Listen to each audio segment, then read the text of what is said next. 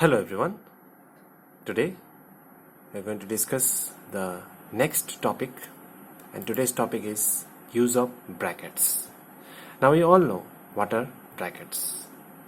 We have come across this word most of the times, not only in mathematics as well as in other field of study. So what are brackets? Now many different types of brackets might come in our mind at the moment. So we'll be discussing all of them one by one. So first of all, let us know what are brackets. What are they are mainly used for? So the grouping symbols are called brackets. They are some kind of symbols, and they are usually used to separate the various parts of an expression. Here we'll be discussing in terms of the numerical expression that we have learned in the last class. So we'll use these brackets to separate the various parts. In an expression there are various numbers and the operators that we have discussed in the earlier class. So here we'll be using now brackets to separate them into various parts. So before going to that, first of all let us know what are the different types of brackets. So there are 4 kinds of brackets. So what are they? First one is called bar or vinculum.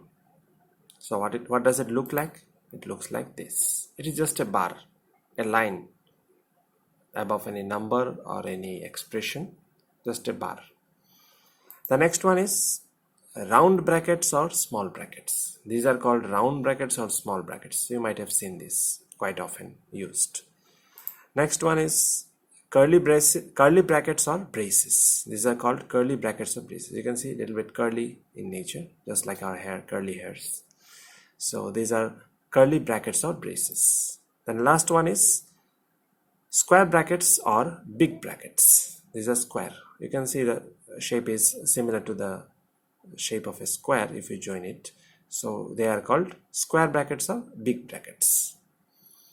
So these are the 4 types of brackets that we'll be discussing today.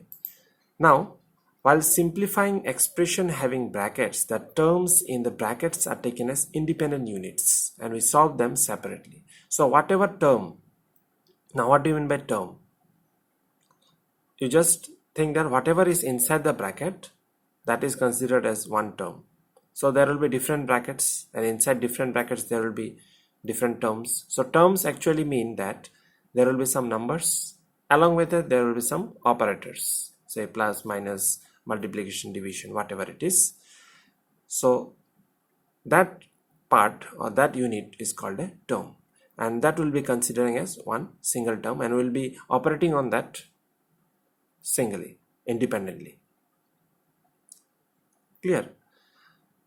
Now next thing is the order of working with brackets is given below. Just like in the earlier case, the BODMAS rule, DMAS, division, multiplication, addition and subtraction, there was an order followed. First division, then multiplication, then addition, then subtraction. Similarly here also, while working with brackets, we just can't operate on each of the brackets as we like. Say we will be first operating on this, then we will be operating on this. No, it's not like that. We have to follow an order. There is a system. Accordingly we have to go. So the order is given here.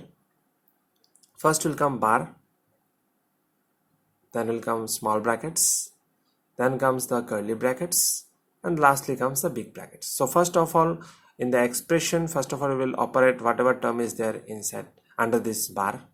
Then we will operate the term which is inside this small brackets. Then we will operate on the term which is inside the curly brackets, and lastly we will operate on the term which is inside this square brackets. Accordingly we will solve our numerical expression. So moving on now. Now there is a very important rule. Last class we have discussed about the BODMAS rule, that is division, multiplication, addition and subtraction. There is one more very important rule while solving the numerical expression using the brackets, and that is called the rule of BODMAS. Now this rule of BODMAS, already we have discussed this much portion, the BODMAS rule, division, multiplication, addition, subtraction. So what is this BO? So this altogether it is called BODMAS. So first of all let us see this. To simplify expressions involving brackets, we must proceed in the order of the letters called BODMAS. So this is an order actually. Just like the BODMAS rule, this BODMAS rule is also an order. In this order only we can solve the numerical expressions which are involving brackets. So what does BODMAS stands for? What is its full form? So B stands for bracket. Clear? The next O stands for off. D stands for division. M stands for multiplication. A stands for addition.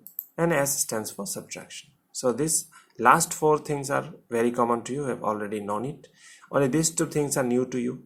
Brackets we already have discussed in the earlier slide. You have to follow that order of the bracket. And off is given, but mostly this off is not used.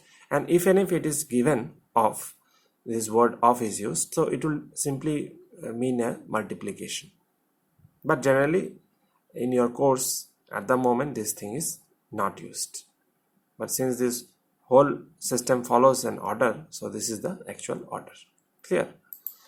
Now what if in the absence of any sign before the bracket, if there is no sign in front of the bracket, say, or you can say outside the bracket in front of it, so we'll consider it as multiplication. And there this term off is used actually. So off, sometimes it's not written off, but you have to understand that if nothing, no symbol is there, it is off, and off means nothing but it is multiplication. Clear? Now let us see some examples. It will be more clear to you how this rule actually works. So here's an example. We have used all the brackets here.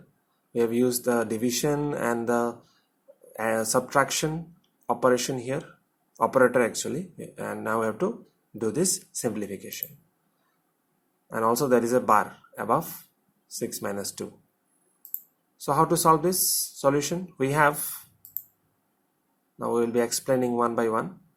So this thing is already directly written down from this question itself. Now what to do is first of all we will operate on the brackets according to the BODMAS rule. And in the brackets, the first bracket which comes is the bar or the win column. So we'll operate on bar. What is under the bar? 6 minus 2. We'll operate on this first. So 6 minus 2 is 4. Rest of the things are as it is. The brackets are also as it is. We have just removed this bar. And to remove this bar, we have to solve this. So 6 minus 2 is 4. Now next thing what we have done is, we'll now operate on the next bracket. Which is the next bracket? The small brackets. So we have to operate on this. 8 minus 4. We have to operate on this. So these things are as it is. 8 minus 4 is 4. Clear? Although one bar has come here. Sorry for the confusion. There was a typing mistake actually. So we have removed it. So this second bracket thing is done now. Removing the small bracket. Sorry, I have sent second bracket. It is called small bracket actually. Now next thing we have to operate is on the curly brackets. Clear? So 10 minus 4 is 6. Now next, after this we have not put any brackets because already we have to remove these square brackets next. So I have not given it. It is quite understood that next thing we are doing is operating on the rest of the thing. That is the square bracket. So only thing is left now, this terms 24 and 6. So 24 divided by 6. It's quite clear. It is 4. Now you might be thinking, there is a confusion that might create in your mind that why you have done all the this subtraction first instead of division, because according to the BODMAS rule first division comes, then at last comes subtraction. Yes, it's correct. But while using the BODMAS rule, first of all you have to follow the brackets rule. That is very important. If this would have been outside the bracket, then we would have gone to that BODMAS rule, the division, multiplication, addition and subtraction. But here the brackets comes first. So whatever is inside the bracket, we have to first operate on that. Only then the terms which are outside it, for example this 24 is a little bit, you can say outside these 3 brackets, it is, although it is inside, still inside the third bracket. If this would have been outside, or any other term which is outside the bracket, then we would have operated on that. But whatever is inside the bracket, first of all it is necessary that we have to operate on that first, no matter whatever the operator is inside. Clear? So we got our answer. So in this way there are various examples. You can try it out in your book. If you try, only then you can understand it better, that how you can use these brackets and how can you solve by using these brackets. So I hope you will have understood today's class. So that's it then. Thank you and have a nice day.